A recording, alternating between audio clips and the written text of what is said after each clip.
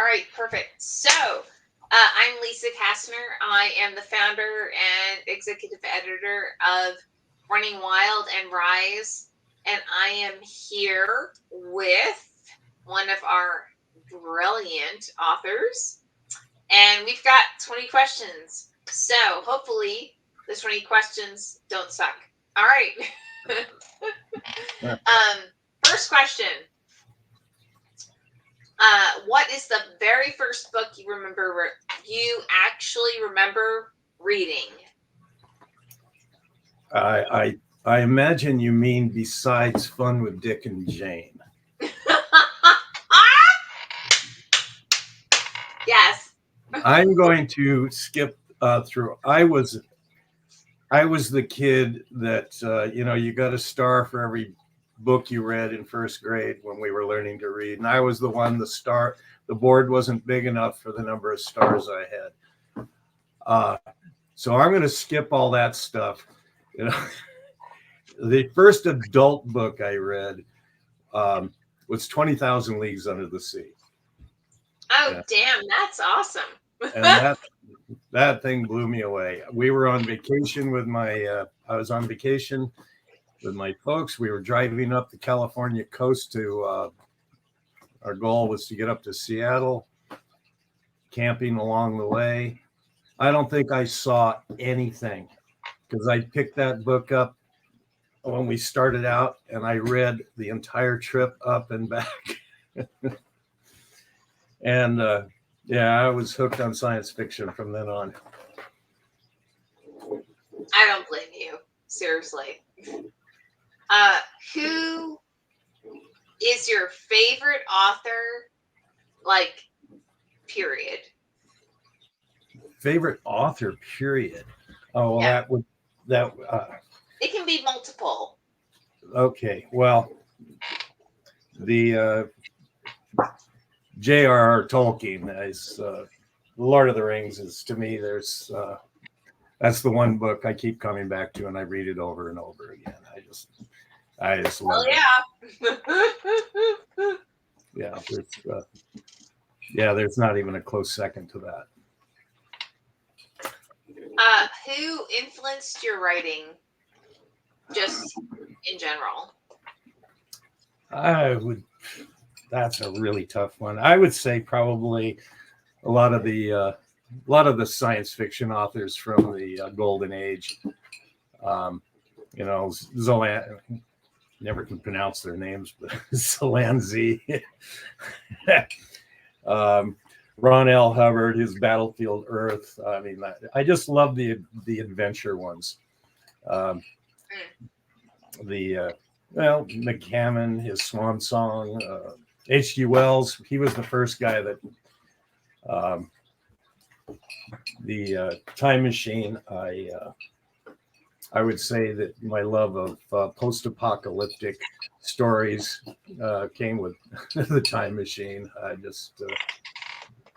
I even built a miniature from the movie when I was in junior high school, from every little piece of junk I could find in the garage. Got destroyed in the what was that? The Northridge earthquake? Was that the one in the early 70s? Yeah. The whole thing got destroyed in it. It was only about that big, but it was. I still have the pieces, but I've never been able to bring myself to put it back together. Perfect. Oh my gosh, that's perfect. If you could only read one book for the rest of your life. One book for the rest of my life. Well, Lord of the Rings, obviously, but I think I would probably go with something different. Want something longer. I don't think War and Peace is my cup of tea. So maybe I'd try something I like, the Song of Fire and Ice or something like that. Something that would I haven't actually read. It was quite long. If you can think of a longer piece, I'd probably be interested. No. Nope, all good. Either that or Either that or or an encyclopedia. An encyclopedia. Something to keep me Oh, occupied. damn, that's I awesome. mean, that's a Okay. pretty awful thing. That's a pretty awful thing telling somebody they could only read one book for the rest of their life. I mean, you got a cruel streak to you. Right? All right. Well, so what do you reread like all the time? Do you mean what book or what type of books? So actually both. Well, like I said, Lord of the Rings. Mhm. Oh, there's other books. I actually, I think this goes to one of your other questions that I saw about guilty pleasures. Every once in a while, I get a kick out of picking up like old James Bond books, Ian Fleming books, and Conan books, and reading those because you can read them, practically in one sitting, and they're a lot of fun and Yeah, very totally. nostalgic. So Okay. yeah, that's about that. Nope. That totally works. What book would you save in a book burning? Well, I think it's pretty obvious it would be Fahrenheit 451. Oh, perfect. Yay! So I have to tell you, like, I was at Costco and a guy was like, yo, seriously? 451? Like we're simpatico. It was actually, I've never had that before. So it was actually kind of fun. Excuse me.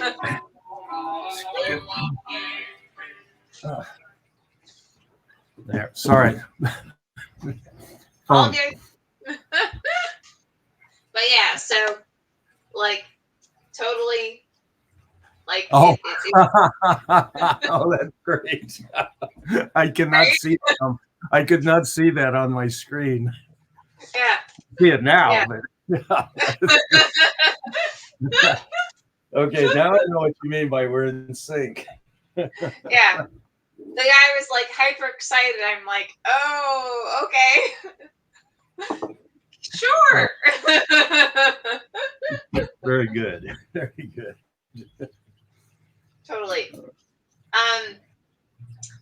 So who did you actually allow to read the book while you were writing it? I'm one of those people that likes reading critique groups, and Okay. maybe that's because I've been very fortunate in finding really good ones. Okay. So the one I was in for the longest time was run by Mary Etta Bowman. Yeah. Do you know her? Mm-hmm. I do. Yeah. Fiction Writers Workshop. She was great. She's one of my best friends. She moved out. I moved to Missouri back in 2021, and she followed us out here. And she lives about a half an hour away. Yay! And then there was another group run by David Putnam, who was an amazing cop in his day. Who worked in Hawaii Five-0 when they were filming Hawaii Five-0. He always fight them because they try to steal his parking space. But he was the tough guy cop that worked like he wanted the gang districts in Los Angeles. And he writes detective cop stories, and he's incredible. Wow. And then the one that and then lastly was Mark Clements, read and critique that he did down with, what's the name of that? Writers Inc. down in San Diego. Yes. Yes. And Mark's a very good friend of mine now due to that. Oh. Wow, that's awesome. Okay. So those are people that read many of the chapters, and Mark was actually an early editor at one point. Very cool. Okay. Before I ran into before you assigned me Henry Hertz, who was phenomenal. Isn't he phenomenal? Yes, Seriously. he's really good. Awesome. Okay, cool. So this may feel like a complete but so what is your drug of choice? Okay, that I actually had to Google that to find out what that meant, because when I came up with it, it's literal. You want to know what drug I like? All good. If that's what you mean, I'm afraid I'm really simple. I like whiskey. Actually, me too. So, okay. What book is your total guilty pleasure? There again, it's not a term I'm familiar with. I had to look it up. And well, it made it hard because it says something that most people would frown upon and look at you, look their noses down at you. And I'm going, well, who looks down any book? And, it's like, but I would have to go back to those little books, the Ian Fleming and Conan, things like that. Totally. I still get fun out of reading those, and I'm sure that they don't fall into the most desired reading material these days. But I mean, if I'm going to feel guilty about, I don't feel guilty about it, but trying to. No. Anyway, it's the best I can do with that one. Nope. That's perfect. Perfect. Okay. So what does your general reading environment look like? Besides what you see behind me, my reading environment can be any place, but it requires coffee. Okay. A table or wide arms on a chair that I can put things on, like my coffee. Generally speaking, a sound system. Even the computer will work, no problem. And what else do I need? Enough light to see by, I guess. I don't have a lot. I just a nice comfortable chair that I can put my laptop in my lap, and that's the way I write. I don't sit at a table. Perfect. All right. Paper, ebook, or audio? Well, not audio. I cannot listen to audio. I get too distracted. I start thinking about things in the story, and then audio, it's too difficult to go back to because it keeps playing. Yeah. And I got to go back and find out what I missed, and that takes too much time. So I prefer a book. I prefer a book, but okay. I love the fact that I can read at night with an ebook, and the light comes from the device itself. I don't have to get the light shining on a book so that I can read it. And the other feature I just really love the idea that I can just tap on a word and I can come up with a dictionary definition of it without having to stop reading for very long. Now I've had to change that a bit, because now you can actually just go to your phone and say, like, Siri, what's the definition of blah, blah, blah. And that doesn't take much longer, but I still like the lighting effect of that. But when it comes down to if the lighting and everything is perfect, I still prefer a real book. Perfect. Who would you cast in your main characters and why? Oh my God, that's a tough one. I have an answer though. Damn, Uh, good. let's see if I can find it. Let's see, where is it? Let's see if I think I do. Well, I don't know where they are. Where did that one come from? If not, it's fine. Okay, here it is. I found it. Okay. Okay. The Eddie, who's the a girl, the woman in the main woman in the thing. Mm-hmm. This is probably the best one I have. Is that Jenna Ortega, the girl that played Wednesday? Mm-hmm. She'd be perfect. Okay. I mean, it's Eddie's a cool, calm, deadly, very tiny woman, beautiful. I mean, that actress is perfect. After that, it got a little dicey because I don't watch a lot of teenage movies and stuff like that. So, yeah. But I thought of that kid from Strange. What was that? Stranger Things. The what's his Gatton Matarazzo. Yep. You know who I mean? Yeah, I totally do. I think he'd play Mark Rast. He's he's the nerd in the sidekick nerd. Yeah. I think he would do a good job. The main character, Clay Middleton. Well, Clay, the main character starts off at 58 years old and then is transformed into somebody that looks about 20 years old through the majority of the book. Damn. So Mel Gibson would be perfect. Old guy, and if we bring back to what he was in Mad Max, perfect both ways. But we can't do that. Damn.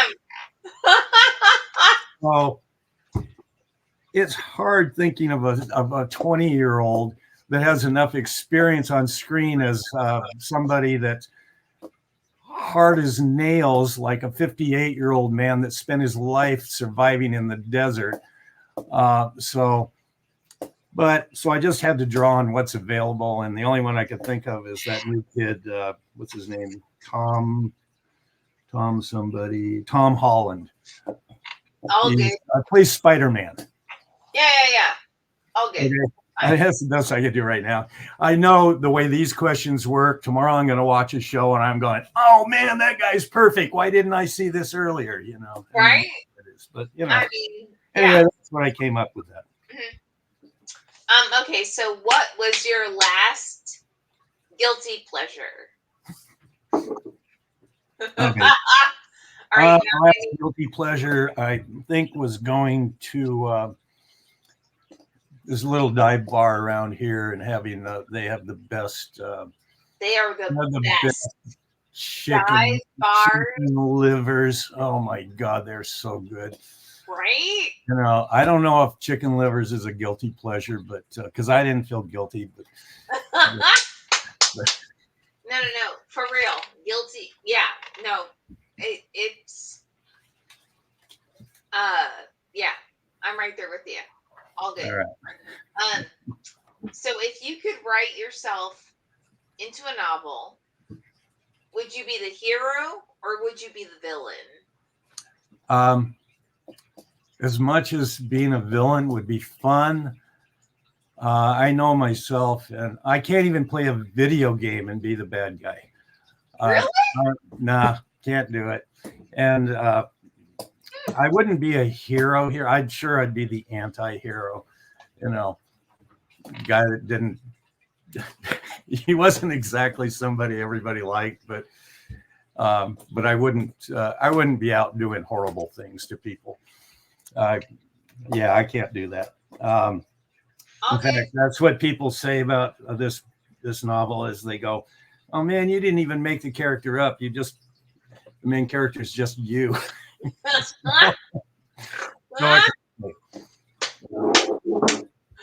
Okay. If there was anyone you could dream that you could work with, who would it be and why? Oh, hmm. Who's the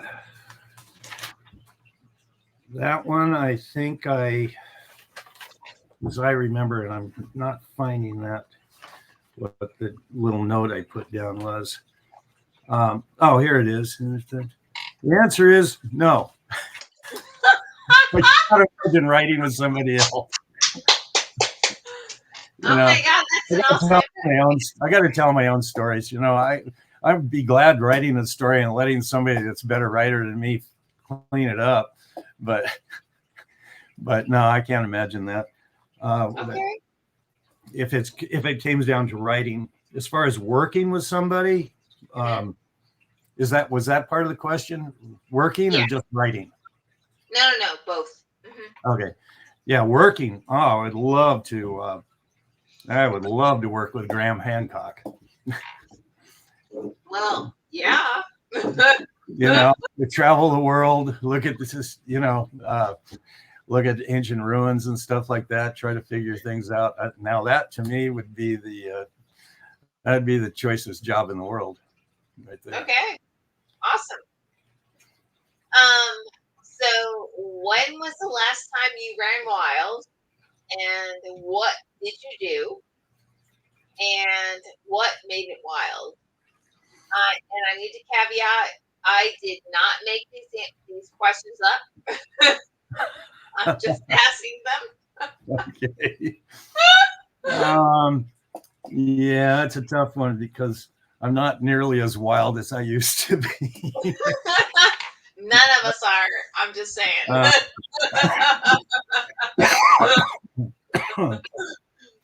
So, um, outside of the fact that I took my new Jeep out four-wheeling on a new place, and I hadn't done any off-roading since my daughter was born 25 years ago. Wow. Okay. I did Damn. that about a couple weeks ago and did some pretty good stuff. Uh, Stuff that my wife said, "You're not actually going to do that, are you?"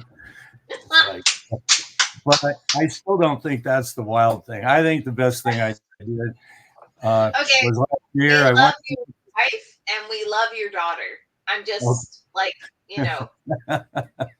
framing that. All Anyway, right. keep going. Well, I do too, so that's okay. I'd say the real answer would be took the boat out to what's called the shootout last year, and that is Okay. probably the biggest lake event in the United States for boats. Mhm. Literally thousands of boats show up to this one place on the weekend. They all tie up together. There's photographs you can look at of this thing, and it's the only way you can even begin to imagine what this is like. Just thousands of boats on this huge lake tied up together, partying while cigarette boats are racing past. If you know what a cigarette boat is, it's a Yep. very long, fast boat. They can do up to 200 miles an hour and stuff like that. And we went and spent the whole day there floating around in the water with a bunch of crazy people drinking beer. And it was a lot of fun and probably the wildest thing I've done in a while. So, And were you most of the happy? people I know that live around here have lived here for years and they've never had the nerve to do it. So, All right. Well, damn. or been too smart to do it. Perfect. So Disney, Universal, Warner Brothers, or something else? Yeah, I saw that one. I didn't understand the question. So most people have like a propensity towards one of the major studios. So it's like, do you lean toward Disney? Do you lean toward Universal, Warner Brothers, or one of Oh, those? okay. All Yeah. right. Nah, I don't. I don't. Okay. I'll just go with Paramount because I sometimes they do something cool with the mountains at the beginning. Right? Like Okay. Indiana Jones when you got the mountain and then all of a sudden it becomes the scene from the Raiders. Yeah, that Yeah, was yeah. pretty cool. I'll go with Okay. them. All right. I'm down with that. Tea or coffee? Oh, coffee. Don't even Appetizer. offer me tea. It's like, how dare you? Appetizer or appetizer dessert? Appetizer. Okay. Chocolate or vanilla? Chocolate if it's by itself. Vanilla if it's got a topping. Perfect. Okay. And with that, thank you, thank you, thank you, thank you. This has been an absolute blast, and looking forward to